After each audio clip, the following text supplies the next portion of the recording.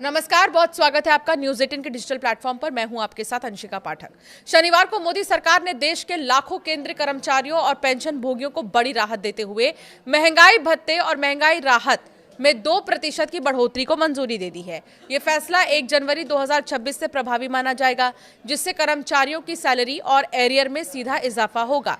लेकिन दिल्ली में लिए गए इस फैसले की गूंज सबसे ज्यादा पश्चिम बंगाल में सुनाई दे रही है, जहां विधानसभा चुनाव के लिए 23 और 29 अप्रैल को मतदान होंगे। राजनीतिक गलियारों में इस बात की चर्चा तेज है कि क्या केंद्र का ये उपहार बंगाल की ममता सरकार के लिए मुश्किल खड़ी कर सकता है। पश्चिम बंगाल में राज्य सरकार के लगभग 14 से 16 लाख नियमित कर्मचारी हैं, जबकि पेंशन भोगियों को मिलाकर ये संख्या 20 लाख के करीब पहुंच जाती है। बंगाल में लंबे समय से सरकारी कर्मचारी केंद्र के समान महंगाई भत्ते की मांग को लेकर आंदोलनरत हैं। आंकड़ों पर नजर डालें तो केंद्र और राज्य के बीच डीए का अंतर अब और अधिक बढ़ गया है, जहां केंद्र का डीए अब बढ़कर 60%, 58.2% जो बढ़ा है वो इसके करीब पहुंच रहा है, तो वहीं बंगाल के कर्मचारियों को महज 22% के आसपास ही डीए मिल पा रहा है। ये भारी अंतर बंगाल के सरकारी कर्मचारियों के बीच बड़े असंतोष का कारण रहा है। राजनीतिक विश्लेषकों का मानना है कि केंद्र सरकार ने यह फैसला रणनीतिक रूप से लिया होगा। बंगाल चुनाव में सरकारी कर्मचारी एक महत्वपूर्ण ओपिनियन मेकर की भूमिका निभाते हैं।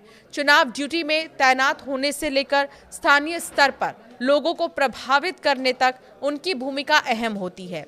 बीजेपी अब इस 2% की बढ़ोतरी को बंगाल में एक बड़े चुनावी मुद्दे के रूप में पेश करेगी। पहले ही पीएम मोदी ने राज्य में बीजेपी की सरकार बनने पर 7वां वेतनमान लागू करने का ऐलान किया था। अब 2% डीए बढ़ोतरी के फैसले ने उन कर्मचारियों पर बड़ा दांव है जो लंबे समय से राज्य में केंद्र के समान वेतनमान लागू करने की बात कर रहे हैं। भाजपा का तर्क है कि मोदी सरकार कर्मचारियों को हक देती है उनका, जबकि ममता सरकार उन्हें सड़क पर बैठने के लिए मजबूर करती है। शुभेंदु अधिकारी और दिलीप घोष जैसे बीजेपी के बड़े नेता पहले ही वादा कर चुके हैं कि अगर राज्य में भाजपा की सरकार आती है तो पहली कैबिनेट की बैठक में ही केंद्र के समान डीए देने का फैसला लिया जाएगा।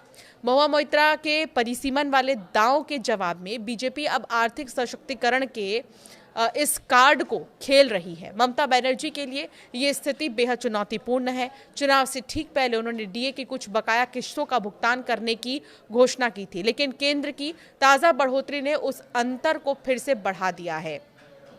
बंगाल सरकार लगातार तर्क देती रही है कि केंद्र से मिलने वाले फंड जैसे मनरेगा और आवास योजना के रुकने के कारण राज्य की वित्तीय स्थिति प्रभावित हुई। हालांकि कर्मचारी संगठनों का कहना है कि अगर सरकार लक्ष्मी भंडार जैसी योजनाओं के लिए फंड जुटा सकती है तो कर्मचारियों के हक के लिए क्यों नहीं। ये फैसला ऐसे समय में आया है जब कर्मचारी संगठन 8वें वेतन आयोग के गठन और फिटमेंट फैक्टर को 2.57 से बढ़ाकर 3.68 करने की मांग कर रहे हैं। अगर केंद्र सरकार आने वाले दिनों में वेतन आयोग पर कोई और बड़ा संकेत देती है तो बंगाल चुनाव के अंतिम चरणों में ये एक निर्णायक फैक्टर बन सकता है।